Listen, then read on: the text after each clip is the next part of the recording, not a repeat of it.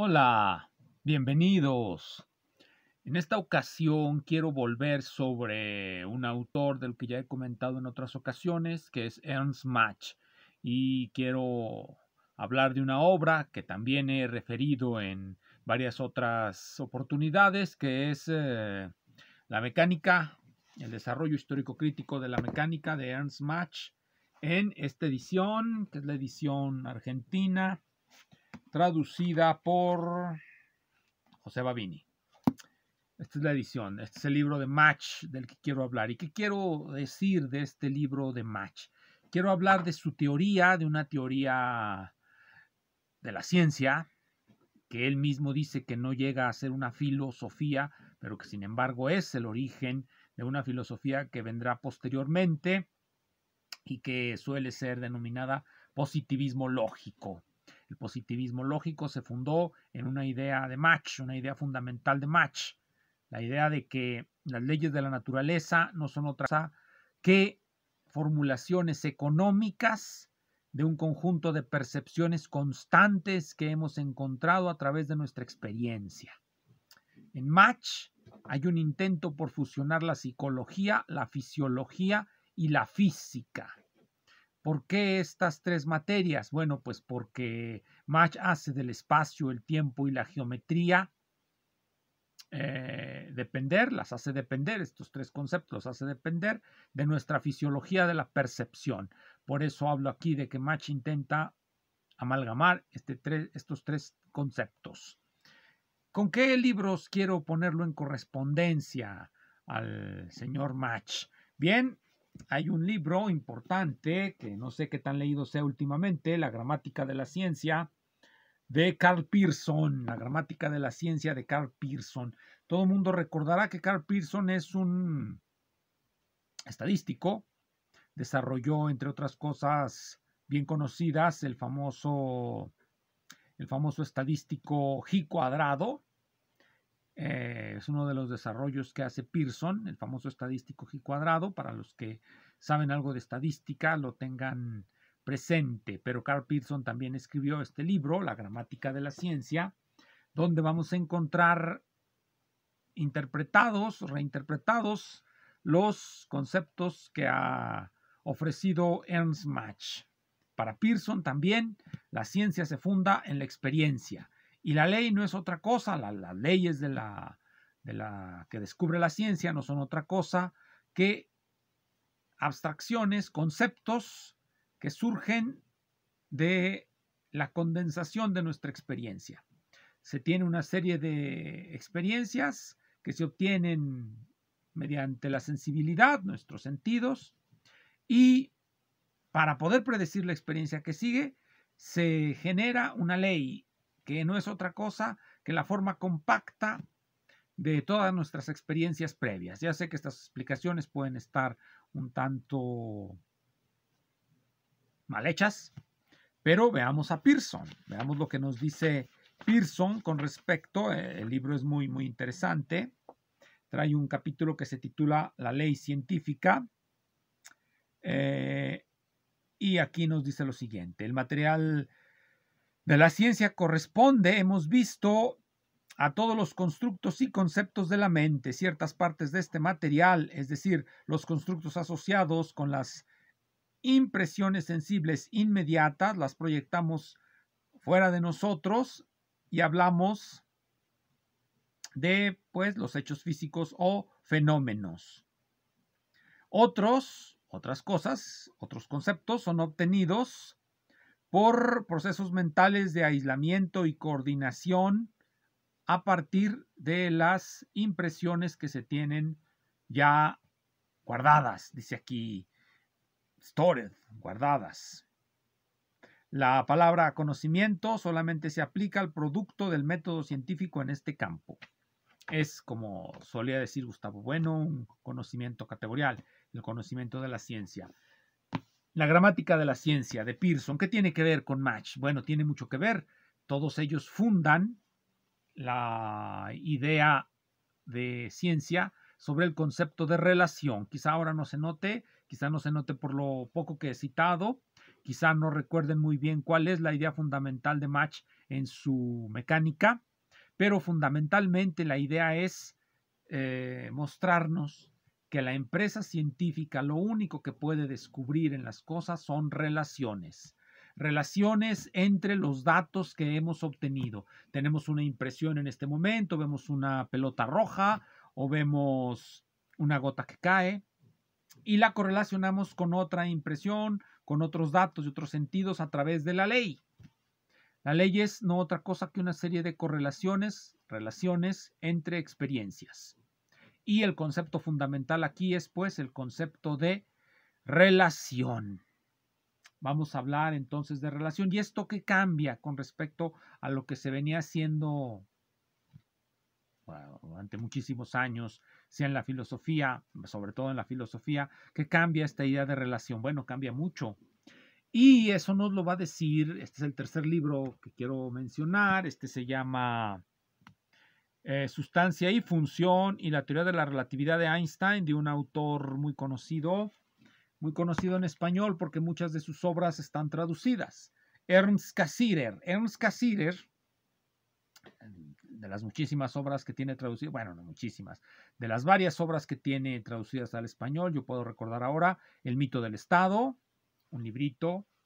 Puedo recordar La filosofía de las formas simbólicas, 3 tomos. Puedo recordar El problema del conocimiento, me parece que son 5 tomos. Y algunas otras obras más que tradujeron los exiliados españoles, sobre todo Wenceslao Roses, al español. Pero una, creo que no la tradujeron, al menos en México no sé si en Argentina o Bolivia o en algún otro lado de Hispanoamérica hay una traducción de esta obra de Cassirer que es Sustancia y Función. Bien, algunos creerán, muchos creen que el positivismo lógico es una bestia negra que hay que desterrar de las ciencias sociales, por ejemplo. Mucha gente ataca esta perspectiva fenomenista, podemos llamarle así, la perspectiva fenomenista que hereda el positivismo lógico de Ernst Mach, y que, como ya dije, no consiste en otra cosa más que establecer la prioridad de la relación. Lo único que podemos establecer a través de la investigación científica es la relación que hay entre los hechos que percibimos a través de los sentidos. Por supuesto, esos hechos que percibimos a través de los sentidos, como ya mencioné, podemos evocarlos también a través del recuerdo y establecer entre ellos algún tipo de correlación. Lo importante es esa correlación a la que se denomina ley científica. Esto marca un viraje con respecto a la manera en cómo se venía concibiendo la estructura del conocimiento humano en la filosofía hasta el momento en que aparecen estos autores y sobre todo hasta el momento en que aparece esta obra en donde se sistematizará lo que voy a comentar a continuación. Se titula Sustancia y Función. En alemán, en inglés así la titularon, Sustancia y Función y la teoría de la relatividad de Einstein. En alemán el nombre es Substanzbegriff und Funktionbegriff, concepto de sustancia y concepto de función. De lo que nos va a hablar Cassirer en esta obra que recomiendo que se lea, es una obra de filosofía, sobre todo es filosofía de las matemáticas y de la ciencia. Va a hablarnos sobre todo del concepto de número, del concepto de ciencia natural, del concepto de realidad, etc. Y finalmente traerá un breve capítulo sobre la teoría de la relatividad de Einstein. Einstein, heredero en gran medida de Mach, aunque quizá no tanto como algunos quisieran creer, y quizá más de lo que muchos otros estarían dispuestos a aceptar. ¿Qué nos dice este libro, Sustancia y Función? Conceptos de sustancia y conceptos de función. Nos va a hablar de ese cambio que hay a principios del siglo XIX en nuestra conciencia crítica de la construcción de la ciencia. ¿Qué es de lo que se dan cuenta los seres humanos en ese momento histórico? Se dan cuenta que no pueden conocer nada más allá de la relación entre hechos que perciben con sus sentidos y que lo que esté más allá de eso es especulación que deberá estar sujeta al control experimental. Hoy, en este instante, en este momento, puedo establecer una correlación entre dos hechos, pero suponer que es una relación universal, una ley universal, requiere confirmaciones continuas, porque la inducción no es precisamente una forma lógica o una ley lógica que nos permita ir hacia lo que está más allá.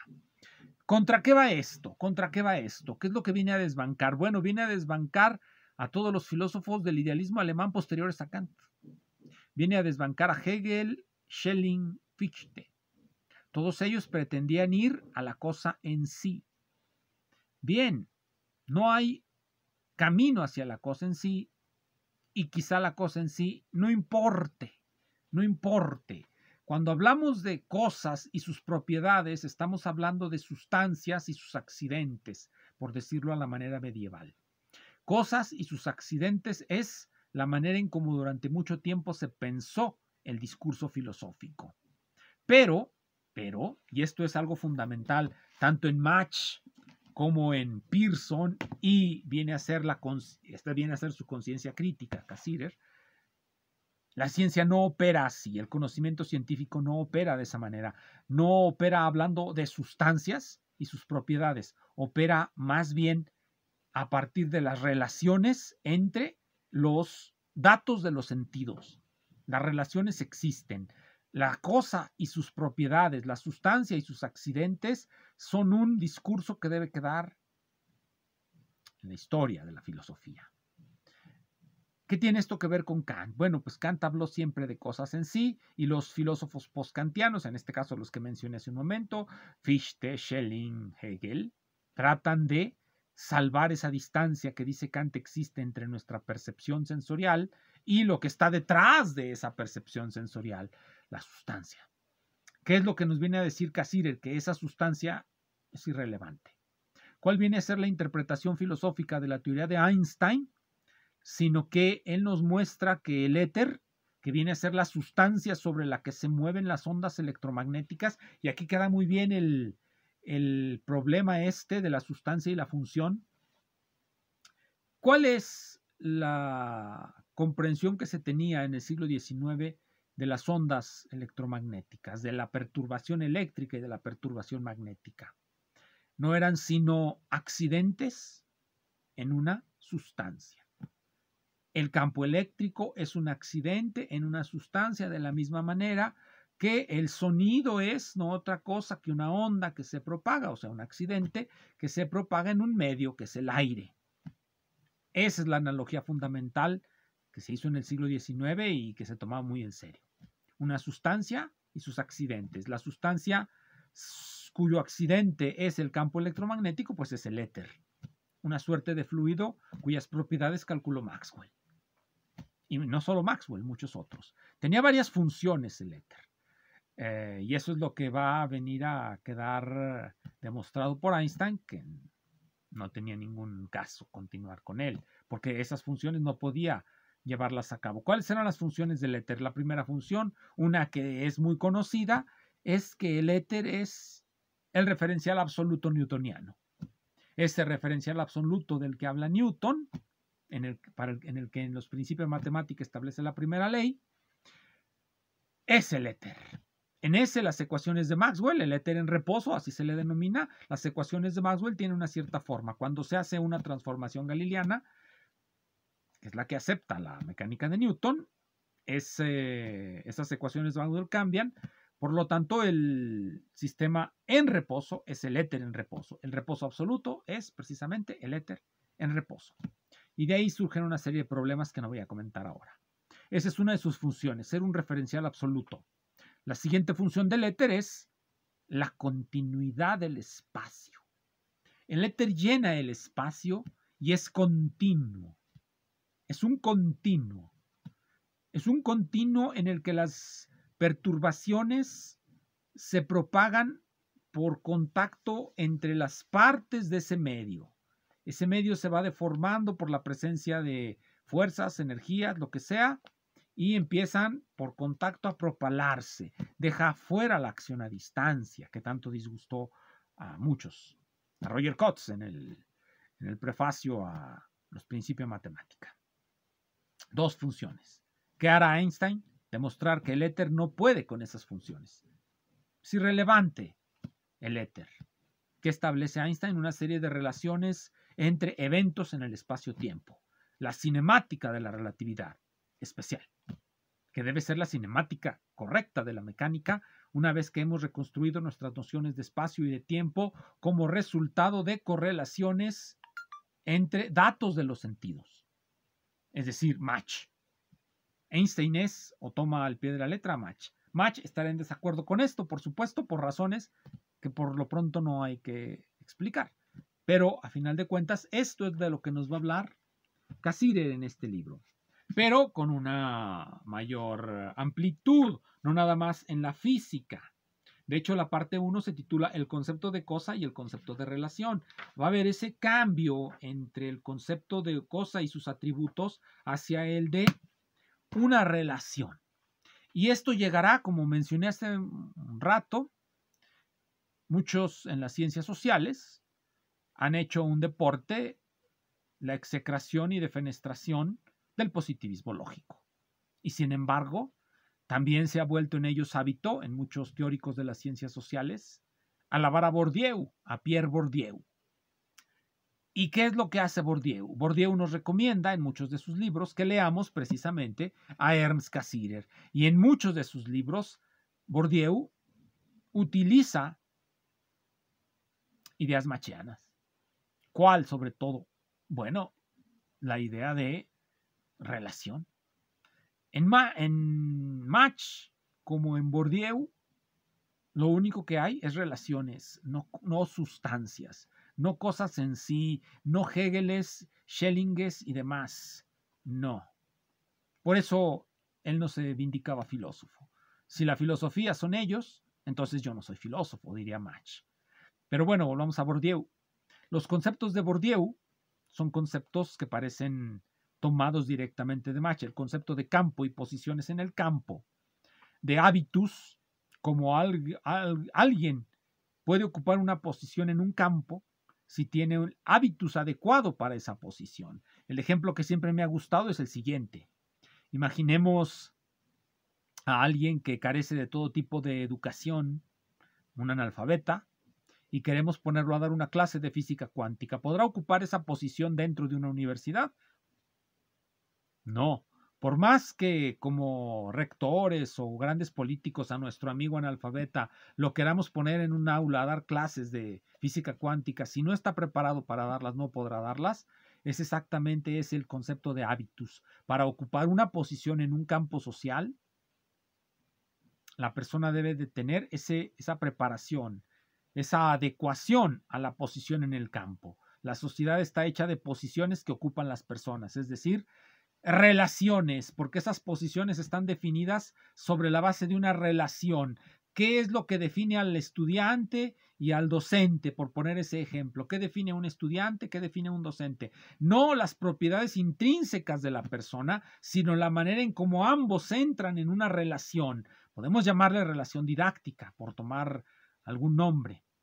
Un docente es docente y un estudiante es docente porque entran en una relación didáctica. Si no entran en ello, no son docentes. Un docente, un profesor que no da clases, no es profesor. Así, simple y sencillo. Lo que define que sea profesor es su relación con otra persona, en este caso un estudiante. Esa es la idea de la relación. ¿Qué es una ley en ese caso? ¿Qué define los eventos? La forma en cómo se correlacionan. Por eso ya no nos importan los objetos en sí. Lo que nos importa son las relaciones que definen a esos objetos. Esta es lo que quería comentarles en esta ocasión. Les recomiendo estos 3 libros, sobre todo este de Match, Desarrollo Histórico Crítico de la Mecánica. Ya lo he presentado en muchas ocasiones. Sigue siendo un libro que se debe de leer.